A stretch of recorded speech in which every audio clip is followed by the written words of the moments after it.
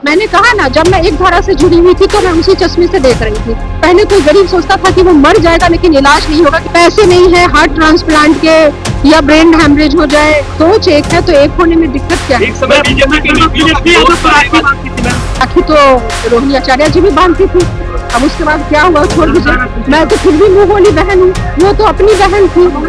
दोनों धाराओं ने मुझे बराबर वोट दिया। क्या इरादा जनता की सेवा करना है, चुनाव लड़ना है या नहीं लड़ना है, वो तो सिर्फ नेतृत्व तय करेगा।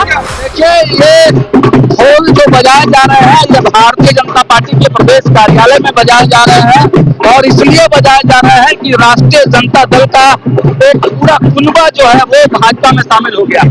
देखिए ऋतु जायसवाल के नेतृत्व में सैकड़ों समर्थक जो है वो ऋतु जायसवाल के जो राष्ट्रीय जनता दल में कई पदों पर थे वो भारतीय जनता पार्टी में शामिल हो गए और भाजपा का दामन थापते ही ऋतु जायसवाल ने तेजस्वी यादव पर बड़ा हमला कर दिया है। क्या कुछ कहा है ऋतु जायसवाल ने तेजस्वी यादव पर, हम आपको उनका बयान सुना देते। मैं करना चाहती हूँ हमारे भाजपा के प्रदेश अध्यक्ष, राष्ट्रीय अध्यक्ष जी, प्रदेश के प्रधानमंत्री मोदी जी, दिलीप जायसवाल जी, पूर्व प्रदेश अध्यक्ष, जिन्होंने मुझे आज मौका दिया कि आज मैं भाजपा के परिवार का अंग बन चुकी हूँ। और यह हकीकत है कि जब मैं एक दिन से जुड़ी हुई थी, एक धारा से जुड़ी हुई थी, तो उसी चश्मे से मैं देख रही थी। जब मैं निर्दलीय होकर के चुनाव लड़ने का मौका मिला तो मुझे लोगों की जो पीड़ा समझ में आई, जो दिक्कतें समझ में आई, वो ये थी कि जो अंतिम पंक्ति में बैठे हुए लोग हैं उन तक चीजों का लाभ कैसे पहुंचे, उसके लिए सबसे ज्यादा परेशानी बेचैनी किसको है। तो हमने जो देश के प्रधानमंत्री जी हैं और जो केंद्र की योजनाएं हैं वो मैंने देखा कि वो उनके अंदर वो जो है कि कैसे अंतिम व्यक्ति तक उसका लाभ मिले, जहाँ बीच में किसी भ्रष्टाचार का कोई मौका ना हो। तो इसके माध्यम से हमने देखा कि डायरेक्ट खाते में पैसा जाना, चाहे किसान सम्मान हो, आवास की राशि हो।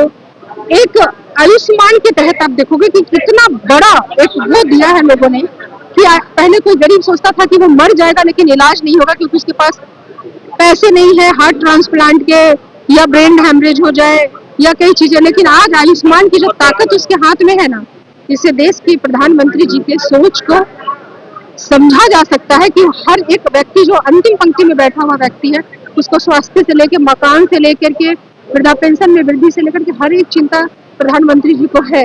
और मैं भी वो चाहती हूँ कि कैसे उसकी समस्याएं दूर हो। तो जब सोच एक है तो एक होने में दिक्कत क्या है? एक समय बीजेपी तभी तो मैंने कहा ना, और अभी आप पीछे राखी तो रोहिणी आचार्य जी भी बांधती थी। अब उसके बाद क्या हुआ छोड़ दीजिए, मैं तो फिर भी मुंह बोली बहन हूँ, वो तो अपनी बहन थी। मैंने कहा ना, जब मैं एक धारा से जुड़ी हुई थी तो मैं उसी चश्मे से देख रही थी। जब मुझे समाज में रह करके दोनों धारा, मुझे इस बार जब मैं निर्दलीय चुनाव लड़ी दोनों धाराओं ने मुझे बराबर वोट दिया। अगर मुझे टीका ने लगभग 35,000 वोट दिए तो टोपी ने भी लगभग 35,000 वोट दिए। क्या दलित, क्या पिछड़ा, क्या अति पिछड़ा, क्या सवर्ण, सभी ने एक बराबर मुझे वोट दिया। मुझे दोनों धाराओं को समझने का मौका मिला और मुझे समझ में आया कि सभी धाराओं की परेशानी तो एक ही है, सभी एक ही चीज से जूझ रहे हैं और उसको दूर करने की चिंता सबसे ज्यादा किसको है?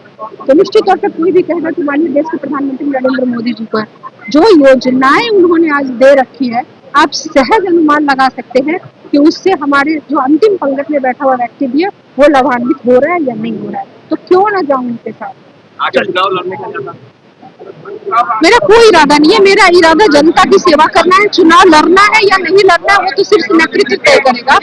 अभी मुझे ये पता है कि मुझे जनता की सेवा करनी है और अगर आप सरकार में है तो कुछ सहूलियत तो मिल ही जाती है। नहीं, कोई नाराजगी नहीं है, वो अपनी जगह सही थे, परिहार की जनता अपनी जगह सही थी। उन्हें अपना लगा होगा कि हमें कार्यकर्ताओं को अनसुना करना है और परिहार की जनता की तो सब, मैं तो परिहार की जनता की आवाज सुन रही थी, वो परिहार की जनता की आवाज नहीं सुन पाए थे। ये भी नाराजगी का प्रश्न नहीं है।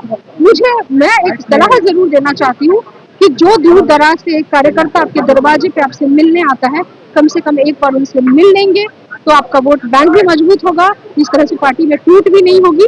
तो कार्यकर्ताओं को उचित, जो आपसे इतनी दूर दूर से गरीब गुरबा झोला टांग के जैसे भी पहुंचता है, ये चीजें लालू जी में थी। मुझे लगता है उनको अपने पिताजी से थोड़ा और सीखने, मुझे लगता है सीखने की जरूरत है। और कोई इंसान चाहे तो सीख सकता है, लेकिन वो चाहत दिख भी नहीं रही है।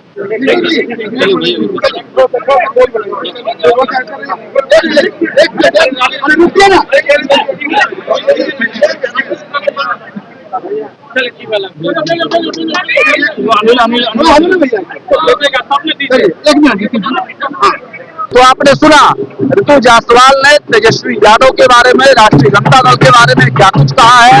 उन्होंने कहा कि देखिए, हम राखी बांधते थे, राखी तो रोहिणी आचार्य भी बांधती थी, लेकिन आज वो कहाँ है, और वो तो अपनी बहन, हम तो मुंह बोली बहन। इस प्रकार आम जनता का दरवाजा राष्ट्रीय जनता दल में बंद हो गया है। आम जो लोग हैं वो तेजस्वी यादव से मुलाकात नहीं कर पाते हैं, तो तेजस्वी यादव को कहीं ना कहीं सीखने की जरूरत है।